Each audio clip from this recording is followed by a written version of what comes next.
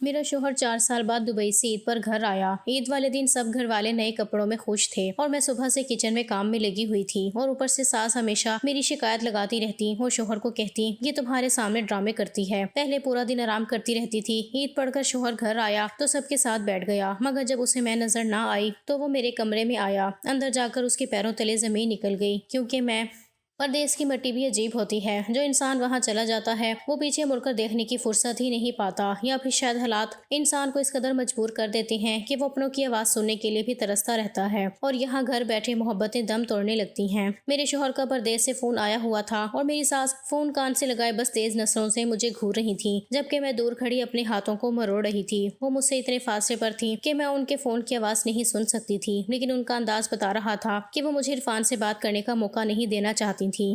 میں پچھلے 4 سال سے اپنے شوہر کی واپسی کا انتظار کر رہی تھی، اور جب بھی اس کا فون آتا تو میرے دل میں یہ خواہش ہوتی تھی کہ کاش مجھے بھی اس سے 2 منٹ بات کرنے دی جائے۔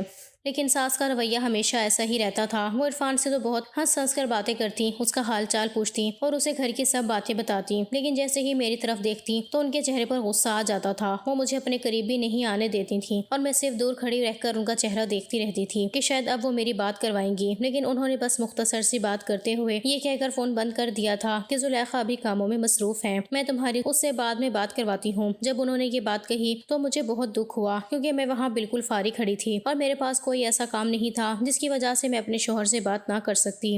مگر ساس نے جان بوجھ کر عرفان کو یہ تاثر دیا کہ مجھے اس کی کوئی پرواہ نہیں ہے اور میں اپنے کاموں میں لگی ہوئی ہوں۔ اور پھر فون رکھتے ہی انہوں نے تیز نظروں سے مجھے دیکھتے ہوئے کہا تھا، یہاں کیوں کان لگا کر کھڑی تھی؟ کیا میں اپنے بیٹے سے 2 گھڑی بات بھی نہیں کر سکتی؟ ان کی اس بات نے مجھے بہت مایوس کیا، کیونکہ میرا مقصد ان کی باتیں سننا نہیں تھا، بلکہ میں تو صرف اپنے شوہر کی خیریت جاننا چاہتی تھی۔ ساس کی آواز سن کر میں شرمندہ ہو گئی اور میں نے اپنی نظریں نیچے کر لیں، کیونکہ میں ان سے بحث نہیں کرنا چاہتی تھی۔ اس گھر میں میرا کوئی سہارا نہیں تھا، اور اگر میں ساس کو آگے سے جواب دیتی تو وہ اس بات کو اور بڑا مسئلہ بنا دیتی۔ دراصل پچھلے کافی عرصے سے میری اپنی شوہر سے بات نہیں ہوئی تھی، اور میں ان کی خیریت کے لیے ہی یہاں کھڑی ہوئی تھی۔ جب انسان کا شوہر اتنے دور دوسرے ملک میں رہتا ہو تو بیوی کا پریشان ہونا ایک قدرتی بات ہے۔ مجھے بس یہ ڈر رہتا تھا کہ عرفان وہاں ٹھیک تو ہے، اس کی صحت کیسی ہے، کیونکہ پردیس میں اکیلے رہ کر کام کرنا بہت مشکل ہوتا ہے۔ لیکن میری ساس نے کبھی میری اس پریشانی کو نہیں سمجھا، بلکہ ساس نے پھر غلط مطلب نکالتے ہوئے مجھے ذلیل کرنا شروع کر دیا تھا۔ وہ ہمیشہ میری ہر بات کا الٹا مطلب نکالتی تھی اور شوہر کے سامنے مجھے برا ثابت کرنے کی کوشش کرتی تھی۔ ان کا خیال تھا کہ میں عرفان کو ان سے دور کرنا چاہتی ہوں، حالانکہ میں نے کبھی ایسا نہیں سوچا تھا۔ میں نے بہت آہستہ سے کہا، میں تو بس یہ جاننا چاہتی ہوں کہ عرفان ٹھیک تو ہے نا؟ میری اس بات پر میری ساس نے غصے سے کہا، بالکل ٹھیک ہے اور واپس آ رہا ہے، لیکن کچھ دن کی چھٹیوں پر، اس لیے سارے گھر کی صفائیاں شروع کر دو۔ یہ سن کر میرے دل میں ایک طرف تو خوشی ہوئی کہ عرفان 4 سال بعد گھر آ رہا ہے، اور دوسری طرف ایک عجیب سا ڈر بیٹھ گیا، کیونکہ ساس کا انداز بہت سخت تھا۔ انہوں نے مجھے خوش ہونے کا موقع بھی نہیں دیا اور فوری طور پر کام کی ذمہ داری میرے سر پر ڈال دی۔ اب مجھے پورے گھر کو نئے سرے سے صاف کرنا تھا اور عید کی تیاریاں بھی کرنی تھیں۔ ساس اپنے کمرے میں چلی گئیں اور میں کچن کی طرف چل پڑی تاکہ اپنے کام شروع کر سکوں۔ میرے ذہن میں مسلسل یہ بات چل رہی تھی کہ جب عرفان گھر آئے گا تو اس کا رویہ میرے ساتھ کیسا ہوگا، کیونکہ ساس نے فون پر اسے میرے بارے میں جو غلط بات بتائی تھی وہ اس کے ذہن میں بیٹھ گئی ہوگی۔ مجھے پچھلے 4 سال کے وہ دن یاد آنے لگے جب عرفان نیا نیا دبئی گیا تھا تو وہ مجھ سے بہت بات کرتا تھا، لیکن وقت گزرنے کے ساتھ ساتھ ساس نے ہمارے درمیان دوریاں پیدا کرنا شروع کر دیں۔ وہ اکثر فون خود سنتی تھیں اور مجھے کہتی تھیں کہ عرفان تمہارے لیے کوئی پیغام نہیں دیا۔ اس طرح آہستہ آہستہ ہماری بات چیت بالکل بند ہو گئی، اور اب حالت یہ تھی کہ مجھے اپنے شوہر کا حال جاننے کے لیے بھی ساس کی منتیں کرنی پڑتی تھیں۔ میں نے کچن میں جا کر برتن دھونا شروع کیے اور ساتھ ہی گھر کی صفائی کا نقشہ بنانے لگی، کیونکہ ساس نے صاف کہہ دیا تھا کہ عرفان کے آنے تک پورا گھر چمکنا چاہیے۔ اگر گھر میں کہیں بھی تھوڑی سی مٹی رہ جاتی تو ساس نے عرفان کے سامنے میری شکایتوں کا دفتر کھول دینا تھا کہ دیکھو تمہاری بیوی دن بھر آرام کرتی ہے اور گھر کا کوئی کام نہیں کرتی۔ میں نہیں چاہتی تھی کہ عرفان کے آنے پر کوئی جھگڑا ہو یا وہ مجھ سے ناراض ہو، اس لیے میں نے فیصلہ کیا کہ میں اپنی طرف سے کوئی کسر نہیں چھوڑوں گی۔ میں نے عید کے دن کے لیے بھی سوچنا شروع کر دیا کہ مجھے کچن کا سارا کام صبح سویرے ہی ختم کرنا ہوگا تاکہ ساس کو شکایت کا موقع نہ ملے، کیونکہ میرے دل کا خوف دور نہیں ہو رہا تھا۔ مجھے لگ رہا تھا کہ ساس عرفان کے آتے ہی میرے خلاف کوئی نیا ڈرامہ شروع کر دیں گی اور میری اتنی خوشیوں کو خراب کر دیں گی۔ میں نے اللہ سے دعا کی کہ وہ عرفان کے دل میں میرے لیے محبت پیدا کرے اور ساس کی باتوں کا اثر اس پر نہ ہو، لیکن مجھے معلوم تھا کہ آنے والے دن میرے لیے بہت مشکل ہونے والے ہیں، کیونکہ ساس کی دشمنی اب کھل کر سامنے آ چکی تھی اور وہ عرفان کی آمد کو میرے لیے ایک عذاب بنانا چاہتی تھی۔ میں خاموشی سے اپنے کاموں میں لگی رہی۔ ساس نے فون کر کے اپنی شادی شدہ بیٹیوں کو بھی بلا لیا تھا کہ بھائی آنے والا ہے، اور وہ سب پہلے سے ہی رہنے آ گئی تھیں، جبکہ ابھی میرے شوہر کو آنے میں ایک ہفتہ باقی تھا اور ان کے بچوں نے میرے لیے کاموں کو اور مزید بڑھا کر رکھ دیا تھا۔ میں کبھی ایک کے پیچھے دوڑتی، کبھی دوسرے کے۔ وہ ساری بہنیں اپنی ماں کے ساتھ ایک کمرے میں بیٹھ کر یا تو میرا مذاق اڑاتی تھیں یا پھر کوئی نہ کوئی فرمائشی پروگرام چلا دیتی، اور میں مجبوراً ان کی ملازمہ بنی ہوئی تھی۔ پورا گھر مہمانوں سے بھر گیا تھا اور ہر طرف بس رونق لگی ہوئی تھی، لیکن اس رونق میں میرے لیے صرف مصیبت اور تھکن تھی۔ نندوں کے بچے چھوٹے تھے، وہ پورے گھر میں کچرا پھیلاتے تھے، کبھی کمرے کی چادریں گندی کرتے تو کبھی کچن میں آگا چیزیں گرا دیتے تھے، اور ساس کا حکم تھا کہ زلیخا خبردار، جو بچوں کو کچھ کہا اپنے بچے سمجھ کر ان کا خیال رکھو۔ نندے آرام سے صوفے پر بیٹھی رہتی اور مجھے آوازیں دیتی کہ زلیخا ذرا چائے بنا دو، زلیخا بچوں کے کپڑے استری کر دو، زلیخا رات کے کھانے میں یہ چیز ہونی چاہیے۔ میں اکیلی جان صبح سے لے کر رات تک کچن اور کمروں کے چکر کاٹتی رہتی تھی۔ میرے پاؤں میں سوجن آ گئی تھی، لیکن ساس کو ذرا بھی رحم نہیں آتا تھا۔ وہ جب بھی مجھے دیکھتی یہی کہتی کہ تم تو بہت سست ہو، تم سے اتنے چھوٹے سے گھر کا کام نہیں سنبھالا جاتا، دیکھو میری بیٹیاں اپنے سسرال میں کتنا کام کرتی ہیں۔ مجھے ان کی باتوں پر بہت دکھ ہوتا تھا، کیونکہ میں دن رات ان کی خدمت میں لگی ہوئی تھی تاکہ عرفان کے آنے سے پہلے گھر کا ماحول اچھا رہے اور وہ مجھے دیکھ کر خوش ہو جائے۔ نندے جب بھی اپنی ماں کے پاس بیٹھتی تو آہستہ آہستہ باتیں کرتی اور مجھے دیکھ کر چپ ہو جاتی۔ مجھے اندازہ تھا کہ وہ میرے خلاف ہی باتیں کرتی ہیں، کیونکہ ان کا رویہ میرے ساتھ بالکل نوکروں جیسا تھا۔ وہ مجھے اپنے برابر بٹھانا بھی پسند نہیں کرتی تھی، اور اگر میں کبھی تھک کر 2 منٹ کے لیے بیٹھ جاتی تو ساس فوراً کوئی نیا کام نکال لیتی۔ میں دل ہی دل میں روتی تھی اور اللہ سے دعا کرتی تھی کہ عرفان جلدی سے آ جائے تاکہ مجھے اس عذاب سے نجات ملے۔ مجھے لگتا تھا کہ جب میرا شوہر آئے گا تو وہ میری اس حالت کو دیکھے گا اور اسے مجھ پر ترس آئے گا، وہ اپنی ماں اور بہنوں کو روکے گا کہ میری بیوی پر اتنا ظلم مت کرو۔ لیکن ابھی اس کے آنے میں پورا 1 ہفتہ تھا، اور 1 ہفتہ میرے لیے ایک سال کی طرح گزر رہا تھا۔ پھر ایک دوپہر جب میں کھانے کا پوچھنے کے لیے اماں کے کمرے کی طرف گئی تو میرے قدم دروازے پر ہی رک گئے۔ میری ساس کہہ رہی تھی کہ عرفان نے اس کے نام پر ہمیشہ بہت پیسہ بھیجا ہے، لیکن میں نے اسے بھینک تک نہیں پڑنے دی۔ اگر ایک باری سے پیسے کا مزہ لگ جاتا تو پھر یہ ہمیں سکون سے جینے نہ دیتی۔ میں نے وہ سارا پیسہ اکاؤنٹ میں جمع کر لیا ہے تاکہ اپنی سمینہ کی شادی اچھے سے کر سکوں۔ انہوں نے میری چھوٹی نند کا نام لیا تھا اور ساتھ ہی باقی نندوں سے کہہ رہی تھی کہ اب تم لوگ بھی سمینہ کے لیے رشتے دیکھنا شروع کر دو۔ دروازے کے پیچھے کھڑے ہو کر جب میں نے یہ باتیں سنی تو میرے اوپر جیسے گھڑوں پانی گر گیا۔ میرے ہاتھ پاؤں بالکل ٹھنڈے ہو گئے اور مجھے یقین نہیں آ رہا تھا کہ کوئی ماں اپنے بہو کے ساتھ ایسا دھوکہ بھی کر سکتی ہے۔ پچھلے 4 سال سے میں نے اس گھر میں 1 روپے کی تنگی دیکھی تھی۔ بچوں کی فیس کے لیے مجھے ساس کے سامنے ہاتھ جوڑنے پڑتے تھے، اپنے کپڑوں اور دوا کے لیے مجھے ترسایا جاتا تھا، اور عرفان دبئی میں دن رات محنت کر کے جو پیسہ بھیجتا تھا وہ ساس میرے نام پر آنے کے باوجود خود ہڑپ کر جاتی تھی۔ انہوں نے عرفان کو بھی جھوٹ بولا ہوگا کہ پیسہ زلیخا کو مل جاتا ہے اور مجھے ہمیشہ اندھیرے میں رکھا۔ ساس کی یہ باتیں سن کر میرے دل پر جو چوٹ لگی اسے میں الفاظ میں بیان نہیں کر سکتی۔ وہ اپنی بیٹی کی شادی کے خواب دیکھ رہی تھیں، اور وہ بھی اس پیسے سے جو میرے شوہر نے میری اور میرے بچوں کی ضروریات کے لیے بھیجا تھا۔ نندے بھی اپنی ماں کی اس چوری پر بہت خوش ہو رہی تھی اور کہہ رہی تھی کہ اماں آپ نے بہت اچھا کیا، ورنہ یہ زلیخا تو سارے پیسے اپنے مائکے والوں پر اڑا دیتی یا اپنے اوپر خرچ کر لیتی۔ اب سمینہ کی شادی بہت دھوم دھام سے ہوگی اور برادری میں ہماری واہ واہ ہو جائے گی۔ میں دروازے سے لگ کر کھڑی اپنی قسمت پر آنسو بہا رہی تھی، اور میرا دل چاہ رہا تھا کہ میں بھی کمرے کے اندر جاؤں اور ساس سے پوچھوں کہ آپ نے میرے ساتھ یہ ظلم کیوں کیا، لیکن میں نے اپنے جذبات پر قابو پایا، کیونکہ میں جانتی تھی کہ اگر میں نے ابھی تماشا کھڑا کیا تو وہ سب مل کر مجھے جھوٹا ثابت کر دیں گی، اور عرفان کے آنے پر میرے خلاف ایسا زہر اگلیں گی کہ وہ میری شکل بھی دیکھنا پسند نہیں کرے گا۔ میں خاموشی سے پیچھے ہٹ گئی اور کچن میں آ کر بیٹھ گئی۔ میری آنکھوں سے مسلسل آنسو بہہ رہے تھے اور میرے ذہن میں 4 سال کی وہ تمام محرومیاں گھوم رہی تھیں جو میں نے اس گھر میں برداشت کی تھیں۔ اب مجھے سمجھ آیا کہ ساس کیوں ہمیشہ مجھے عرفان سے بات کرنے سے روکتی تھیں۔ وہ اس لیے ڈرتی تھیں کہ کہیں باتوں باتوں میں پیسے کا ذکر نہ آ جائے اور ان کا یہ ہولناک جھوٹ پکڑا نہ جائے۔ انہوں نے بڑی صفائی سے ہم میاں بیوی کے درمیان بات چیت کا سلسلہ ختم کروایا تاکہ وہ عرفان کی کمائی پر اکیلی سانپ بن کر بیٹھی رہیں۔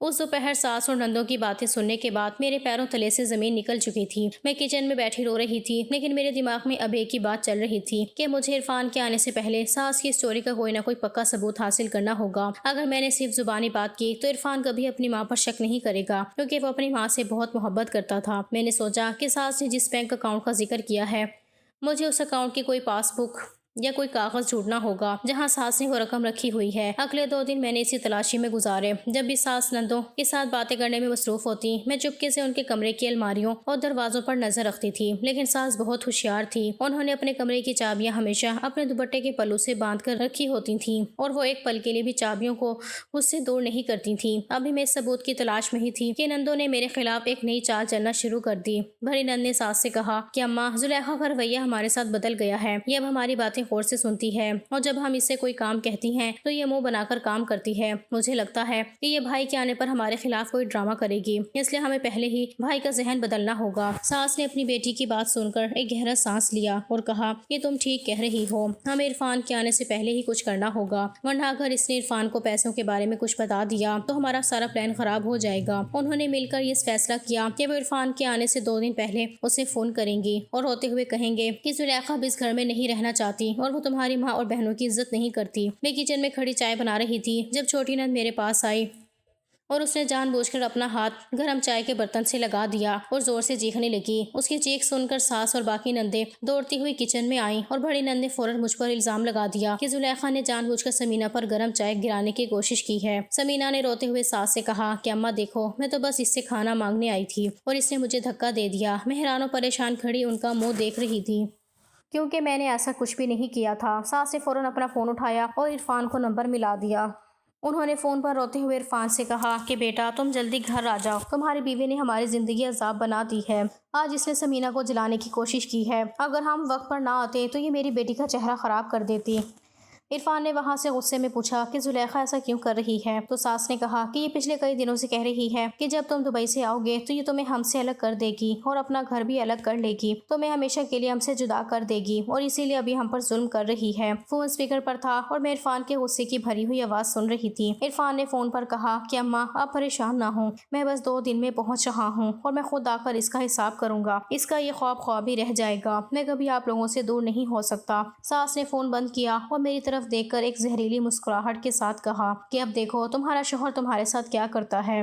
تم نے ہماری باتیں چوری چھپے سنی تھی نا، اب بھگتو اس کا انجام۔ میں اس دن سمجھ گئی تھی کہ یہ لوگ مجھے سچ بولنے کا موقع بھی نہیں دیں گے اور عرفان کے پاکستان پہنچنے سے پہلے ہی انہوں نے اس کے دل میں میرے خلاف اتنی نفرت بھر دی تھی کہ وہ میری کوئی بات سننے کے لیے تیار ہی نہیں ہوگا۔ اب میرے پاس صرف 2 دن کا وقت تھا اور ان 2 دن میں مجھے ساس کی چوری کا وہ ثبوت ہر حال میں حاصل کرنا تھا، ورنہ عرفان گھر آتے ہی مجھے اس گھر سے نکال دیتا اور میری 4 سال کی قربانی مٹی میں مل جاتی۔ عید سر پر تھی اور گھر کا ماحول کسی جنگ کے میدان جیسا ہو چکا تھا۔ نندیاں مجھے دیکھ کر مسکراتی تھیں اور ساس نے مجھے کچن میں اکیلا چھوڑ دیا تھا۔ اب وہ مجھ سے بات بھی نہیں کرتی تھیں تاکہ عرفان کے آنے پر وہ یہ دکھا سکیں کہ وہ مجھ سے کتنی ڈری ہوئی ہیں۔ میرے بچوں کا جینا اور بھی مشکل کر دیا گیا تھا۔ وہ جہاں ہوتے میری نندیں انہیں مار پیٹ کر واپس کمرے میں بھگا دیتی اور کہتی کہ تم نے بچوں کو اچھی ٹریننگ دی ہے، یہ ہماری باتیں سننے کے لیے ہمارے ارد گرد رہتے ہیں۔ میرے سامنے میری نندوں کے بچے عیش کر رہے تھے اور میرے بچے ہر وقت کمرے میں بند رہتے تھے، بس کھانے کے وقت میں انہیں کمرے میں جا کر کھانا دے آتی۔ میری ساس نے میرے شوہر کے کانوں میں یہ بات بھی ڈالی تھی کہ میں نے بچوں کی تربیت صحیح نہیں کی، اسی لیے وہ بدتمیز اور ضدی ہو گئے ہیں۔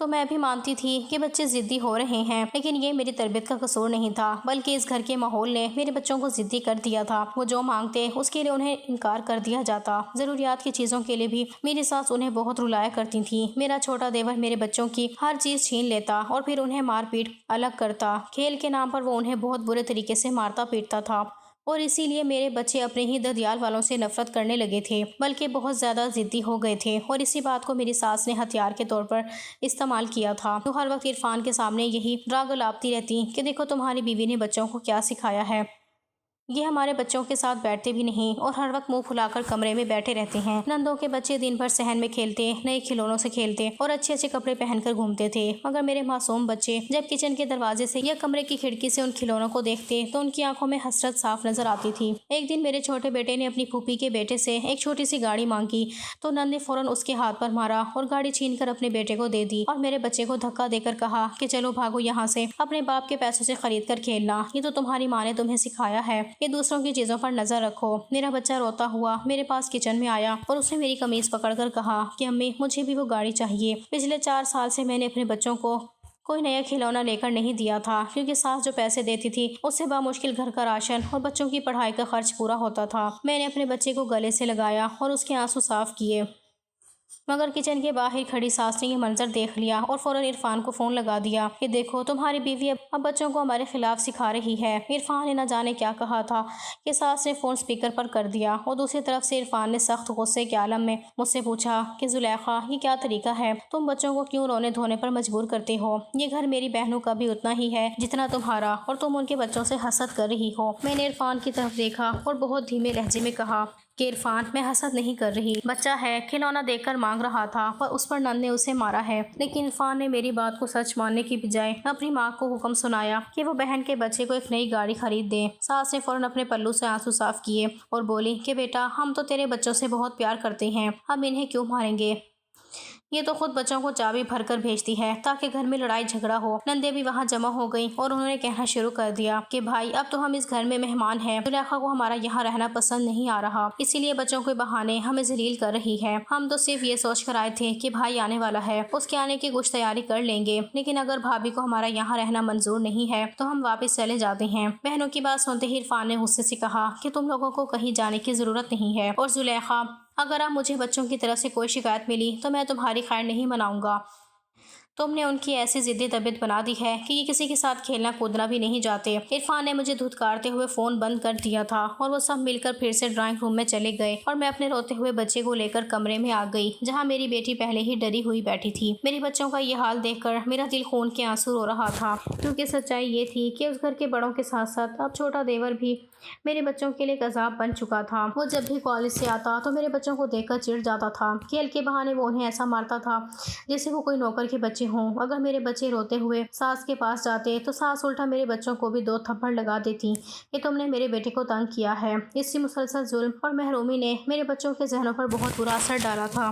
وہ اب بات بات پر چڑچڑے ہو جاتے تھے اور کسی سے بات کرنا پسند نہیں کرتے تھے۔ ساس نے اسی چڑچڑے پن کو عرفان کے سامنے پیش کیا تھا تاکہ وہ ثابت کر سکے کہ خرابی مجھ میں اور میری تربیت میں ہے، نہ کہ ان کے اپنے سلوک میں۔ عرفان اپنے ہی بچوں سے دور ہوتا جا رہا تھا کیونکہ اسے لگتا تھا کہ اس کے بچے بدتمیز ہو چکے ہیں، اور وہ اپنی ماں اور بہنوں کی باتوں میں اس حد تک آ چکا تھا کہ اسے میرے بچوں کا معصوم چہرہ اور ان کے آنسو بھی اب ڈرامہ لگنے لگے تھے۔ میں جو عرفان کے آنے کا سن کر پہلے خوش تھی، اب میرا دل خوف سے بھر چکا تھا۔ میں جانتی تھی کہ عرفان کے آنے کے بعد بھی شاید میرے حالات نہیں بدلیں گے، کیونکہ 1 ہفتے کے اندر اندر ہی میری ساس نے ایسا کھیل کھیلا تھا کہ وہ پوری طرح میرے اور بچوں کے خلاف ہو کر رہ گئے تھے۔ وہ جو ہمارے بہتر مستقبل کے لیے پردیس گئے تھے، ہمیشہ کے لیے ہی شاید اب ہم سے دور ہو چکے تھے۔ میری ساری امیدوں نے دم توڑ دیا تھا۔ میں خاموشی سے بس گھر کے کام کاج میں مصروف ہو گئی تھی، ساتھ ہی میں نے بچوں کو بھی سمجھا دیا تھا کہ اب وہ کسی سے لڑائی جھگڑا نہ کریں اور کمرے میں ہی بند رہیں۔ اس سے 1 دن پہلے عرفان کی واپسی ہونی تھی اور پورے گھر میں صبح سے ہی ایک عجیب سی کھچڑی پک رہی تھی۔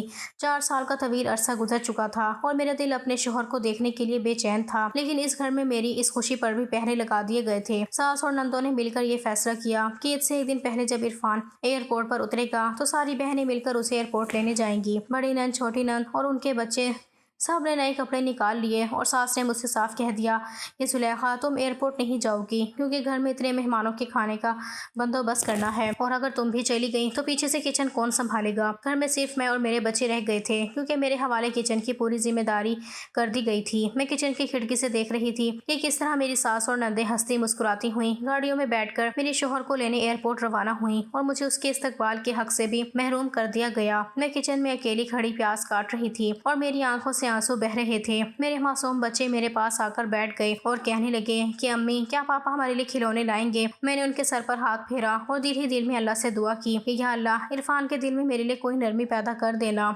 کیونکہ پچھلے 4 سال سے میں نے اس گھر میں صرف نوکرانی بن کر وقت گزارا تھا۔ دوپہر کے وقت جب باہر گاڑیوں کے ہارن بجے تو میرا دل بہت تیزی سے دھڑکنے لگا۔ میں سمجھ گئی کہ عرفان آ چکا ہے۔ میں کچن کا کپڑا ہاتھ میں لیے جیسے ہی باہر نکلنے لگی تو ساس نندوں نے آتے ہی عرفان کو اپنے گھیرے میں لے لیا۔ عرفان 4 سال بعد اپنے گھر لوٹا تھا۔ وہ بہت خوش تھا اور اس کے دونوں ہاتھوں میں بڑے بڑے بیگ اور کارٹن تھے جن میں وہ پردیس سے قیمتی تحائف لے کر آیا تھا۔ نندوں نے اسے ڈرائنگ روم کے صوفے پر بٹھایا اور میں کچن کے پردے کے پیچھے کھڑی اپنے شوہر کو دیکھ رہی تھی جس کا چہرہ 4 سال میں کافی بدل چکا تھا۔ میں چاہتی تھی کہ آگے بڑھ کر اس سے بات کروں، لیکن نندوں نے فوراً وہ سارے بیگ کھولنا شروع کر دیے اور دیکھتے ہی دیکھتے وہ جتنا سامان لایا تھا وہ سب بہنوں اور بہنوں کے بچوں میں بٹ گیا۔ نندیں تحائف دیکھ کر چہک رہی تھیں اور ان کے بچے نئے کھلونے پا کر صحن میں دوڑ رہے تھے، لیکن اس پورے سامان میں سے میرے بچوں کے لیے ایک چھوٹی سی چیز بھی نکال کر نہیں رکھی گئی تھی۔ میرے بچے حسرت سے نندوں کے بچوں کے کھلونے دیکھ رہے تھے، مگر ساس نے انہیں ڈانٹ کر کمرے میں بھگا دیا۔ رات تک ساس اپنے کمرے کا دروازہ بند کر کے عرفان کو پرانی باتیں یاد دلا کر جذباتی کر رہی تھیں اور اسے بتا رہی تھیں کہ کس طرح پچھلے 4 سال میں نے انہیں تنگ کیا ہے اور میں کچن میں لگی ہوئی تھی، چاند رات کا کھانا تیار کر رہی تھی۔ نندوں کے بچوں کے لیے فرمائشی پروگرام چل رہے تھے اور میں اکیلی جان صبح سے رات تک کام کرتی رہی۔ عرفان جب بھی ساس کے کمرے سے باہر نکلتا تو مجھے کچن میں کام کرتے ہوئے دیکھتا تھا، لیکن اس کے چہرے پر میرے لیے کوئی ہمدردی نہیں تھی، کیونکہ اس کے دماغ میں ساس نے پہلے ہی زہر بھر دیا تھا۔ رات کے 11 بجے جب کھانے کی میز سجی اور میں سب کے لیے گرم گرم روٹیاں بنا کر لا رہی تھی تو میری تھکن سے چور حالت دیکھ کر عرفان نے سب کے سامنے مجھ سے کہا کہ زلیخا، اب تم بھی آ جاؤ اور یہاں بیٹھ کر ہمارے ساتھ کھانا کھا لو۔ شوہر کے منہ سے یہ لفظ سن کر میری ساس کے چہرے کا رنگ بدل گیا اور اس نے فوراً چمچ میز پر پٹخا اور کہنے لگی کہ ارے بیٹا، یہ تمہارے سامنے ڈرامے کرتی ہے، پہلے پورا دن آرام کرتی رہتی تھی اور اب تمہارے آتے ہی کچن میں گھس گئی ہے تاکہ تمہیں یہ دکھا سکے کہ ہم اس پر ظلم کرتے ہیں۔ نندوں نے بھی فوراً لقمہ دیا کہ ہاں بھائی، یہ تو روزانہ 12 بجے تک سوتی ہے، آج جان بوجھ کر نخرے دکھا رہی ہے۔ عرفان نے جب ماں اور بہنوں کی یہ باتیں سنی تو اس نے مجھے غصے سے دیکھا اور اپنا ہاتھ پیچھے کھینچ لیا اور میں روٹیاں ہاتھ میں لیے وہیں کھڑی رہ گئی، کیونکہ میرے شوہر نے ایک بار بھی مجھ سے یہ نہیں پوچھا کہ تم پچھلے 4 سال سے کس حال میں جی رہی ہو۔ اب چاند رات گزر چکی تھی اور عید کی صبح ہو چکی تھی۔ عید والے دن سب گھر والے نئے کپڑوں میں خوش تھے اور میں صبح سے کچن میں کام میں لگی ہوئی تھی۔ عید پڑھ کر شوہر گھر آیا تو سب کے ساتھ بیٹھ گیا، مگر جب اسے میں نظر نہ آئی تو وہ کمرے میں آیا۔ میں فرش پر بیٹھی اپنے پرانے پھٹے کپڑوں میں رو رہی تھی اور میرے معصوم بچے میرے گلے سے لگ کر سسکیاں لے رہے تھے۔ میرے شوہر نے 4 سال بعد عید کے دن بھی میری بے بسی پر رحم کھانے کے بجائے مجھے غصے سے دیکھا اور کہا کہ زلیخا، یہ کیا ڈرامہ ہے؟ باہر پورا گھر عید منا رہا ہے اور تم یہاں بچوں کو لے کر مظلوم بنے کا ناٹک کر رہی ہو۔ میں اپنے ہی شوہر کے سامنے بالکل بے بس اور اکیلی کھڑی تھی اور سچائی کو ثابت کرنے کا میرے پاس کوئی راستہ نہیں تھا۔ جب عرفان نے مجھے غصے سے ڈانٹا اور مظلوم بننے کا ناٹک کرنے کا الزام دیا تو میں نے اپنے بہتے ہوئے آنسوؤں کو صاف کیا اور ہمت کر کے اپنے شوہر کے سامنے کھڑی ہو گئی۔ میں نے روتے ہوئے عرفان سے کہا کہ عرفان، تم مجھے ڈرامے باز کہہ رہے ہو، لیکن ذرا اپنے معصوم بچوں کی طرف دیکھو۔ آج عید کا دن ہے اور میرے بچوں کے پاس پہننے کے لیے نئے کپڑے تک نہیں ہیں۔ وہ صبح سے نئے کپڑوں کے لیے ضد کر رہے ہیں اور رو رہے ہیں، اسی لیے میں انہیں کمرے میں لے کر بیٹھی ہوں۔ یہ سن کر عرفان بری طرح چونک گیا، اس کے چہرے پر حیرت صاف نظر آنے لگی اور اس نے حیرانی سے مجھ سے کہا کہ تم یہ کیا بکواس کر رہی ہو؟ بچوں کے پاس نئے کپڑے کیوں نہیں ہیں؟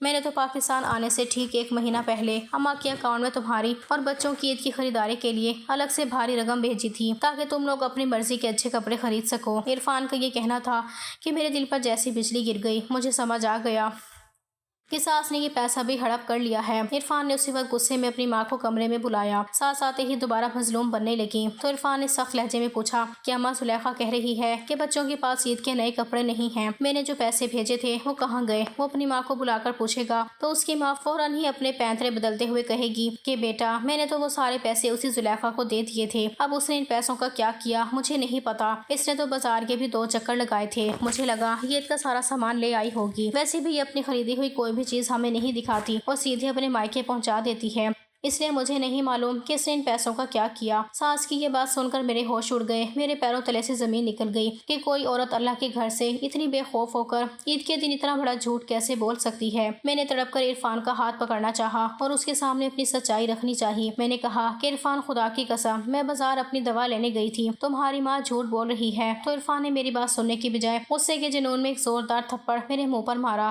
وہ تھپڑ اتنا شدید تھا کہ میں فرش پر جا گری، میرے معصوم بچے چیخنے لگے اور عرفان نے غصے سے لال آنکھوں کے ساتھ مجھے اسی وقت گھر سے نکل جانے کا حکم سنا دیا۔ اس نے چیخ کر کہا کہ جو عورت میری بوڑھی ماں پر چوری کا الزام لگائے اور اپنے مائکے پیسے اڑائے، اس کی میرے گھر میں کوئی جگہ نہیں ہے، نکل جاؤ یہاں سے۔ میں جو پچھلے 4 سالوں میں یہ سب کچھ صرف اس لیے برداشت کر رہی تھی کہ میرا شوہر آئے گا تو سب کچھ ٹھیک ہو جائے گا، میرا وہ مان اور میرا دل پوری طرح ٹوٹ گیا تھا۔ میری 4 سال کی قربانی کا صلہ مجھے اس تھپڑ اور رسوائی کی شکل میں ملا تھا۔ میں نے اپنے روتے ہوئے بچوں کو اپنے سینے سے لگایا اور اسی پرانے لباس میں بغیر کوئی سامان لیے اس ظالم گھر سے باہر نکل آئے۔ عید کے دن جب سب کے گھروں میں خوشیاں تھیں، میں اپنے بچوں کا ہاتھ پکڑے سڑک پر رو رہی تھی۔ میں بچوں کو سنبھالتی ہوئی جیسے تیسے اپنے مائکے پہنچی تو میرے بھائی نے مجھے اس حال میں دیکھا تو ان کی آنکھوں میں آنسو آ گئے۔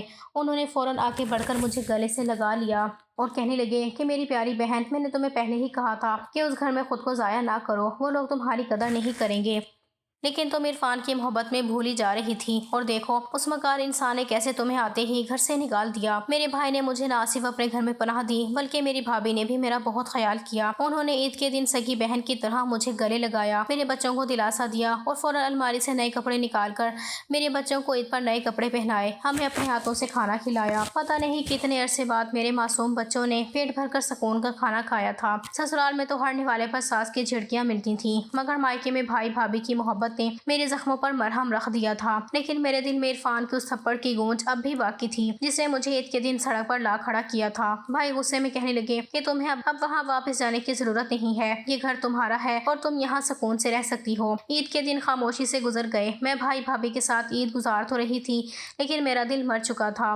البتہ بچے بہت خوش تھے، یہاں انہیں آزادی ملی تھی، ان کی ضد اور چیچڑا پن بھی بالکل ختم ہو گیا تھا۔ وہ بھائی کے بچوں کے ساتھ بالکل گھل مل گئے تھے اور مجھے اندازہ ہو رہا تھا کہ کھوٹ میری تربیت میں نہیں بلکہ اس گھر کے ماحول میں تھا۔ میرے بچے جو ہر وقت وہاں سہمے رہتے تھے یہاں ہنس کھیل رہے تھے اور ان کے چہروں کی رونق لوٹ آئی تھی۔ اور پھر 5 دن گزرنے کے بعد عرفان خود میری دہلیز پر آئے تھے۔ انہیں اپنی لاٹھی ٹیکتے ہوئے دروازے پر کھڑا دیکھ کر میرا دل خون کے آنسو رونے لگا تھا۔